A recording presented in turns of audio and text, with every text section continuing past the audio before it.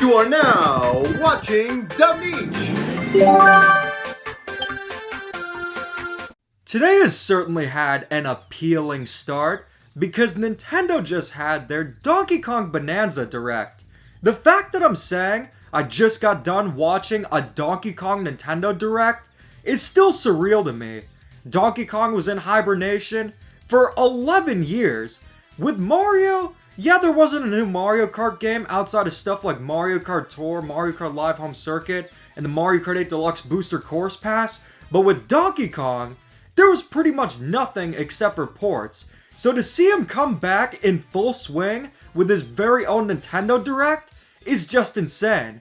Personally, I was very excited for the Donkey Kong Bananza Direct. But the thing is, we just got that Mario Kart World Direct, and we know how that turned out. A lot of fans were concerned going into this Direct, assuming that it would be nothing more than information we already knew about, and it would just be a complete waste of time like the Mario Kart World Direct. One thing I want to bring up before getting into the Direct itself is that they changed the announcer for the Direct. I will say, the announcer they had prior was a bit much, but this new one has a good mix of that Nintendo cheese and is quite relaxing to listen to. So the question is, was the Donkey Kong Bananza Direct a complete nothing burger? Or was it as appealing as a banana split during the summer? And speaking of the summer, I'm about to make yours even better. Considering it's officially summertime, it's a season to kick back and relax, and one of my favorite ways to enjoy the summer is by playing my favorite retro games. I just bought both the Anbernic RG34XX and the new Anbernic RG34XXSP. These retro handhelds are capable of playing all your favorite retro games. They might look like a Game Boy Advance, but they're capable of a lot. Anything up to PlayStation 1 will play flawlessly. And you can even play some Nintendo 64 and Nintendo DS games. I got them from AliExpress. They have the best deals on retro handhelds and more. They're currently holding a summer sale, and you can save even more with my coupon codes and AliExpress's cashback program. AliExpress is holding a cashback challenge where you can earn up to 10% cashback on site-wide purchases from June 13th to June 30th. Search the code cashback on AliExpress to join, or click the link in my video description. The cashback are credits that you can use on AliExpress. Let's say you get an RG34XXSP. You can build credits and use them for more of your gaming needs, such as for Nintendo Switch 2 screen protectors and accessories. Treat yourself to a nostalgic summer and save money too. Hot buttered popcorn, that's a deal! The first thing that we saw in the Donkey Kong Bananza Direct is the formal reveal of the Pauline character. This is something that was leaked out shortly after the game's reveal, by mistake too. Nintendo of Korea leaked a render of this Pauline character, and they also leaked Rainbow Road for Mario Kart World. Whoever that was, they were probably fired! Originally, I thought this Pauline character would just be a relative of Pauline, but nope, it's actually just a young Pauline, making Donkey Kong Bananza essentially the Yoshi's Island of the Donkey Kong series. It's really cool that they're bringing in lore to the Donkey Kong series and even the Mario universe. Now the thing is, we kinda knew that Odd Rock would be a placeholder for Pauline. This is something that they didn't want to reveal initially, and it was saved for the second trailer. I kinda knew it wouldn't be a major plot twist or anything like that, considering that a render was made in the first place, so clearly it was made just to showcase in the second trailer for the game. One thing that separates Donkey Kong Bananza apart from other Nintendo games is that there is full-on voice acting in the game. Usually with Nintendo games, there will be this sort of Banjo-Kazooie gibberish, but it's really cool actually getting voice acting. With Pauline, many of us were wondering, what is the new mechanic of the game going to be?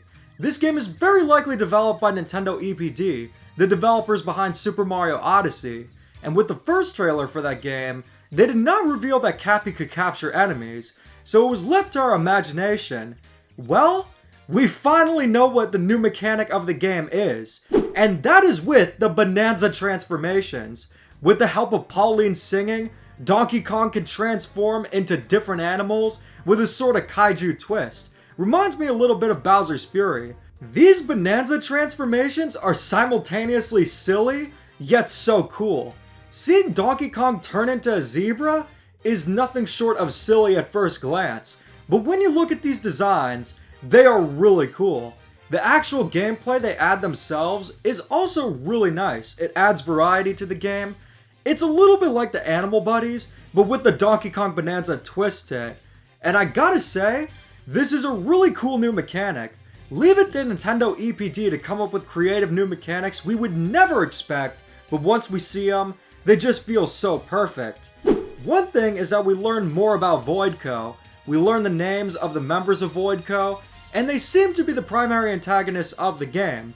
I gotta say, we probably know who the final boss is gonna be, and that has to be the corporate soldiers of Grumpy Kong. Yeah, that's right. Those are the true villains right there. All jokes aside, how am I feeling about Voidco? Because I've been wanting King K. Rool and the Kremlings to return as villains for the longest, and it seems that Voidco are going to be the main antagonists. Well, I gotta say, with Donkey Kong games going in the direction of including new villains with every game starting with Donkey Kong Jungle Beat, I gotta say, I'm really liking Voidco. Not as much as the Kremlings, but definitely more than the Tiki Tak tribe in Donkey Kong Country Returns. This is something I knew about the game because I played the demo at the Nintendo Switch 2 experience, but there are ruin stages, which consist of challenges like taking out all the enemies, side-scrolling stages similar to the Donkey Kong Country series, and these are really cool additions to the game. They add a lot of variety, and also it's just really cool seeing callbacks to not just the Donkey Kong Country series, but also the original Donkey Kong arcade game. One thing I was not expecting to be in Donkey Kong Bananza are the skill points. With them, you can upgrade Donkey Kong's abilities. If they're like the badges in Super Mario Bros. Wonder where they just enhance Donkey Kong's abilities, I'm definitely going to check them out. But if it's something more similar to Pikmin 4 where a lot of them just make the game a little bit easier, I'm probably going to just play as standard Donkey Kong because I like a little bit of challenge. But one thing that's returning from Super Mario Odyssey are the costumes. These ones are a bit different though, because they actually can affect Donkey Kong's abilities. Now personally when it comes to costumes, I do prefer when they're purely cosmetic, but in terms of the costumes themselves, gotta say, it's really cool all the things you can do with them. Donkey Kong's fur color, you can also change that. I think we actually got a glimpse of the light red fur costume in the original trailer. It was just a little bit hard to tell because it was a little bit similar to the original color. But regardless, I think that was a costume right there. But now we know that there's a lot more variety. One thing that's also returning from Super Mario Odyssey is a music player, meaning you'll get to listen to Donkey Kong Bananza's amazing soundtrack at any time. Yeah, Mario Kart World, do you have that? Gotta say, I love whenever games include that. This is definitely a Nintendo EPD production, and an easy way to tell that is that there's not co-op in the game, but what I like to call faux-op. What this means is that one player will be Donkey Kong, and the other player will be the helper character being Pauline, where she essentially acts as the co-star from Super Mario Galaxy or Cappy in Super Mario Odyssey. Pretty much exactly what I expected. What I did not expect is that you could use Game Share with the Nintendo Switch for Donkey Kong Bananza. There was a possibility of it in my mind, but actually seeing it, that's really cool, and if you haven't sold your original Nintendo Switch, hey, you can use it for Game Share. That's a good use you can put it to. Seeing a new 3D Donkey Kong game was nothing short of surreal. But you know what else is surreal? Getting a successor to Mario Artist. Because in Donkey Kong Bananza, there is a side mode called DK Artist, where you use the mouse controls of the Joy-Con 2. This is a really cool addition. You guys remember how cool the minigames were in Super Mario 64 DS? When I was a kid, I just got lost in the minigames, and I have a feeling with DK Artist, it'll be the same. Nintendo didn't need to include these modes, but they're such nice additions. But one thing I was definitely not expecting, Donkey Kong Bananza Amiibo. They are doing a new Amiibo for Donkey Kong Bananza with Donkey Kong and Pauline. This is going to be the first figurine with Donkey Kong's new design, and I gotta say, I am very excited for it. I am a little bit concerned about the pricing though, because Amiibo are now $30 per Amiibo, which is just insane. That has priced a lot of people out of the hobby. Many diehard Amiibo collectors have just stopped collecting because the prices now are just absolutely insane. So we'll have to wait and see what happens. I think with Amiibo, prices will go down. Nobody's gonna be buying them at the insane prices that they're at now. But the thing is, the figurine itself looks super cool. One question all of us had going into the Donkey Kong Bananza Direct: will there be other Kongs? And it turns out, Diddy Kong and Dixie Kong are in Donkey Kong Bananza, but they're likely not playable characters. What they do is they run Rambi races, similar to the Koopa freerunning in Super Mario Odyssey where you race on Rambi against them. Gotta say, it's really cool that they're here regardless, because if you remember Donkey Kong Jungle Beat, there were no other Kongs or really any Rareware references of any kind. As the Donkey Kong Bananza Direct wrapped up, the finale included a cutscene where Pauline breaks away from Donkey Kong. This is likely hinting that there's even more to the game's story that just won't be spoiled through this Direct. So overall, there was a lot of new information about Donkey Kong Bananza, bringing us to the final verdict for the Donkey Kong Bananza Direct and my overall opinions of the game. The Donkey Kong Bananza Direct did an outstanding job of sharing a lot of new information about the game, while also not sharing too much. The thing with Nintendo is sometimes they share way too many details about their upcoming games. Super Mario Odyssey was a good example of that, but there still seem to be many surprises in store for Donkey Kong Bananza, which is great. I will say, the worst kind of Nintendo Direct is one that just goes over information we already knew about. But Donkey Kong Bananza's Direct was absolutely not that. It was the complete polar opposite of that Mario Kart World Direct. The only criticism I have for this Nintendo Direct is that they did not announce a demo that I could play right now until July 17th, because I cannot wait to play Donkey Kong Bananza. This had to be the best game-specific Nintendo Direct.